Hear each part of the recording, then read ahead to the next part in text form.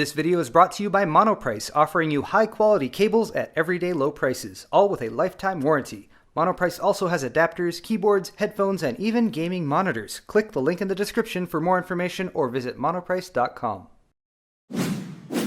Excellent! So at Computex this year, Cooler Master revealed a brand new case they had been working on, the MasterCase 5. Here it is, and just to give you an idea of the entire MasterCase family, there's the 5, which is an ATX mid-tower and is available now or very soon.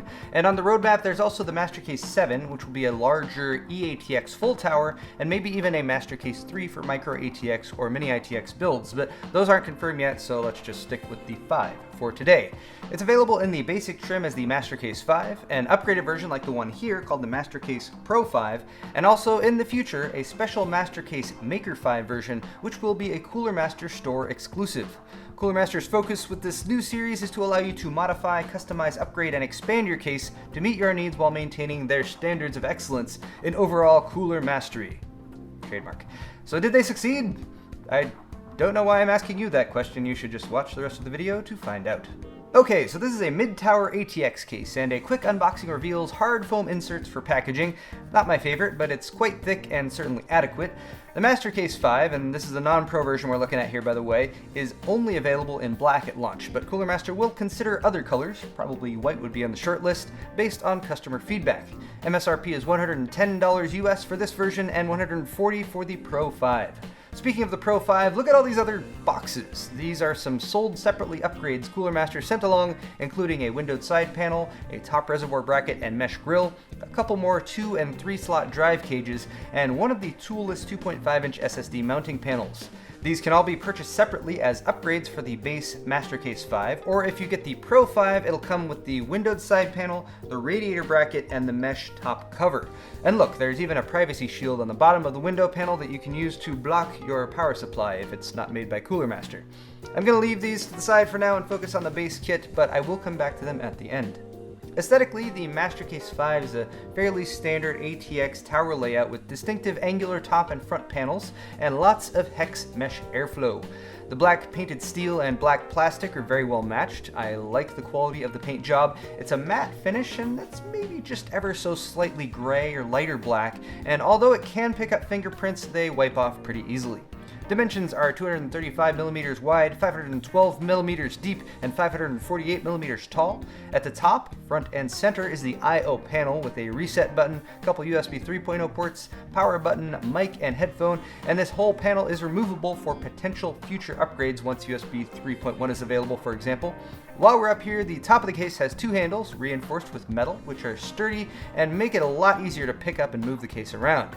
There's also a top exhaust panel with a couple 120 or 140mm fan mounts. This is filtered, but it must be unscrewed in order to clean it. Also, there's no rad support up here by default. This is where that radiator bracket upgrade can fit in, which I will show you later.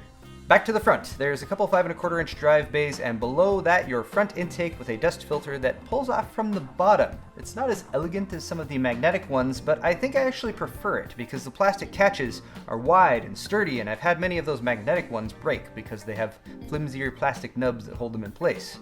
Behind it there's a single included 140mm fan with space for a second one. I would have liked to have seen one more intake fan included, but just bear in mind that you might want to add another one.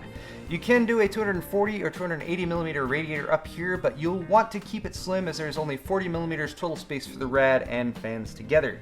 There's not a lot to say about the left side panel. It's a solid piece of steel, which does a fun sort of hanging trick when you try to remove it. You can trick your friends with that. It's pretty sturdy in the Cooler Master fashion, and it has captive thumb screws. Actually, almost all of the screws in this case are captive. I bet that makes Dimitri happy. There is no air intake here on the side panel though, and as you also might see here on the bottom of the case, there's no intake apart from the power supply as well. Although the feet are fantastic with wide rubber pads, and again, real metal that feels wonderfully sturdy. About that airflow concern though, and I'll randomly switch over to accessories here for a moment so I can show you the bracket that's included, which lets you install a third 120 or 140mm intake fan on the front of the case at the top, just in front of the 5¼ inch bays, and that should be plenty. Also, there's a manual, warranty info, mounting screws and hardware, and a metal nut for tightening motherboard standoffs. Metal. Back to the case though, the back of the case. There's your second included 140mm fan. The rear mount is on slotted rails, so you can slide that fan up or down, which is great. Motherboard I/O knockout, of course, more hex grilling, 7 expansion slots, and is that a storm guard? It is a storm guard. How thoughtful, Cooler Master. This is for LAN parties. You basically feed your mouse and keyboard cables through it so they can't be ripped off as easily. Anyway, the bottom mounted power supply also has a bracket panel with thumb screws, so you can install it from outside of the case, which I've never done personally, but I guess it happens. And thankfully there's a removable power supply intake dust filter too. Finally, for the exterior is the right side panel, which is just like the left side panel, except opposite. With it removed, you can see the cable management space. Right off the bat, there's a lovely channel running down the middle with Velcro straps. You're not going to be able to fit all of your cables in here, but you will be able to fit a lot of them, and there's plenty of space back here otherwise. Anyway, the interior paint job is fantastic. There's a large CPU backplate cutout and a couple 2.5-inch SSD mounts. You get 2 trays with this version, and there are 4 mounting locations for the SSDs. There's these 2, and then there's 2 more right above the power supply. It would have been nice to get all 4 mounts right out of the box, but that's just one of the ways Cooler Master is segmenting the different versions of this case. They are super easy to use though, and everything mounts with just a single thumb screw. I also want to point out these wonderful cable routing grommets, which are very thick. They are removable, but they're actually going to stay in when they're in there, and Cooler Master has also done you the solid of rolling the edges of these pass-throughs in order to keep you from cutting yourself, even though all PC builds should require a blood sacrifice, but I digress. It would have been nice to see some of these on the top routing holes too, but those are at least a little bit less visible. Here's a look at your front panel cables too. All black cabling for the USB 3.0, the front panel connectors, even those fan plugs. Cabling looks great. Except for that HD audio. That's okay though, you don't have to plug that one in. And in the main chamber, we have a traditional ATX vertical motherboard layout and a separated lower quarter of the case for the power supply. There's foam strips for padding beneath the PSU, and also space for one of those hard drive mounts at the front of this lower area. Drive mounting is where you have a lot of flexibility with this case, so let's take a look at that. The housing for the 2 5.25-inch drives at the top can be removed to give you full access to the clip and click panel, where a couple rubber pegs at the back and a couple captured thumb screws at the front are all you'll need to hold the drive cage in place. And you can also shift the cages up or down in about 1-inch increments to position them just where you like them. This is a drive mounting system that I really have never seen before, and I like it. The trays themselves are pretty basic wraparound jobs that can each hold a 3.5-inch or a 2.5-inch drive. And that's about all there is to show for the MasterCase 5.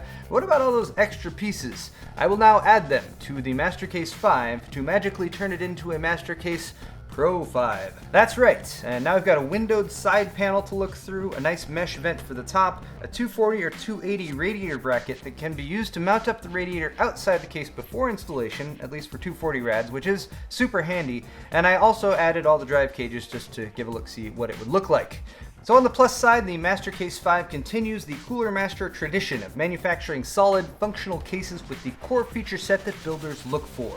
They've added a lot of flexibility to this with the expandable areas of the MasterCase 5, the add-ons I've shown today, and the potential parts that they've mentioned like replacement front I/O, water cooling pump mounts, and graphics card supports. It's wide enough to support 190mm tall air coolers, and I like the look of the case overall. I think Cooler Master did a great job on this one.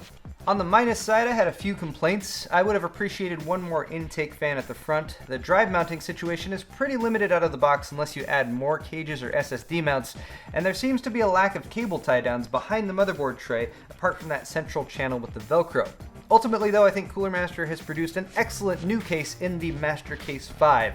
But what do you think? The new trend for case manufacturers seems to be to offer slimmed down versions of each case to hit lower price points, kind of like what Fractal did with the Define S or Fantex with the Enthoo Pro M. Do you like having the option to pay a lower price up front, even if you might need to buy some add-ons down the line, or would you prefer a higher sticker price, but all the accessories come with? Let me know in the comment section down below. Like and share this video if you enjoyed it, subscribe to my channel if you haven't already, and check out store.paulshardware.net if you want to support my channel by purchasing a super sexy shirt or a slightly less sexy mug or a pint glass. I will be back again very soon with more tech videos, and as always, thank you for watching.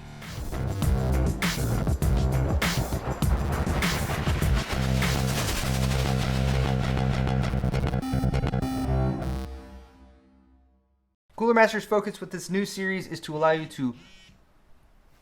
Kyle to text me while I'm Damn it, Kyle. Stop texting me.